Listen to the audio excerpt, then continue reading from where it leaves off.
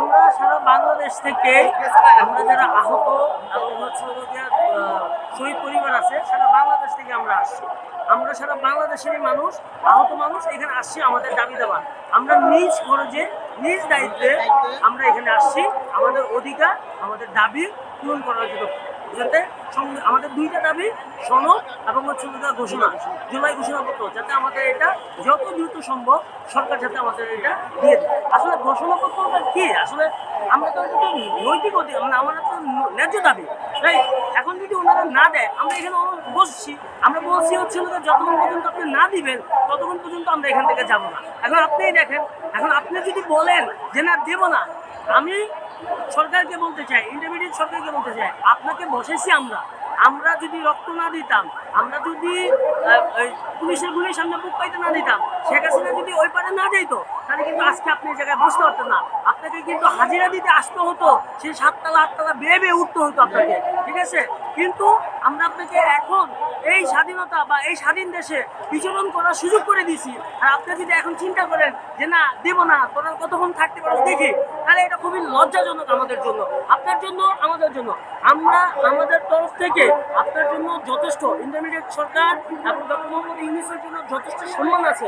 উনি আমাদের না, পুরো জাতির সম্পদ, বিশ্বের সম্পদ, ঠিক আছে? কিন্তু বিষয়টা হচ্ছে যদি ওনার কাছে মনে হয় যে কিছু গোষ্ঠী, কিছু মানুষের চাপে উনি আমাদের এই যৌক্তিক দাবিকে দিতে পারছি না, মেনে নিতে পারছি না, তাহলে এটা আমাদেরকে বলুক।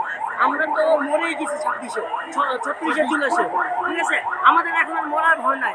যারা এই মানে যৌক্তিক দাবিকে প্রতিহত করতে যাচ্ছে আমাদের সামনে বলুক, আমরা ওদেরকে প্রতিহত করার চেষ্টা করবো ইনশাআল্লাহ। বুক পেতে দেবো, একবার রক্ত দিয়েছি আবার দেব, একবার মরি নাই, হয়তো আজকের এই দিনের জন্য আমরা মরি নাই। আমরা আজকে যদি হয় যে রক্ত দিতে হবে, আমরা অবশ্যই রক্ত দেবো।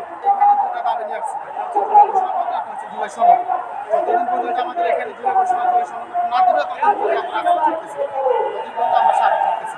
আমাদের জুলাই ঘোষণাপত্র দিয়ে আমরা এখানে চলে আসবো। কোনো প্রয়োজন নেই আমাদের ভোটার, কোনো প্রয়োজন নেই। আমাদের প্রয়োজন হচ্ছে জুলাই সনদ, জুলাই ঘোষণাপত্র, এই দুইটা হচ্ছে আমাদের প্রয়োজন। এই দুইটা দিয়ে দিলে আমরা চলে যাবো এখান থেকে। আসলে আমরা এখানে কোনো সমন্বয়ক বা কোনো নেতা, কোনো মানে অঙ্গ সংগঠনের পক্ষ থেকে আসি নাই। আমরা আমাদের দাবি জানাইতে আসছি যে এটা আমাদের দরকার। আপনি বলছেন যে কোঠা, আমরা তো আবার কোঠার পর্যায়ে পড়ে যাচ্ছি। আপনাকে জানতে হবে কোঠা কি, সনদ কি, ঘোষণাপত্র কি। কোটা হচ্ছে দিয়া আমার নাতিপুতি, আমার সন্তান যতদিন আমার বংশ বেঁচে থাকবে ততদিন খেতে পারবে। আমরা কিন্তু ওটা চাচ্ছি না। আজকে দেখেন অন্য কোনো সরকার যদি আসে, আমাদেরকে যদি ঘোষণাপত্র না দেয়, আমাদের যদি স্বীকৃতি না দেয়, তাহলে যে কোনো সরকার, যে কোনো দল এসে কিন্তু আমাদেরকে রাষ্ট্রদ্রোহিতার মামলা দিতে পারে।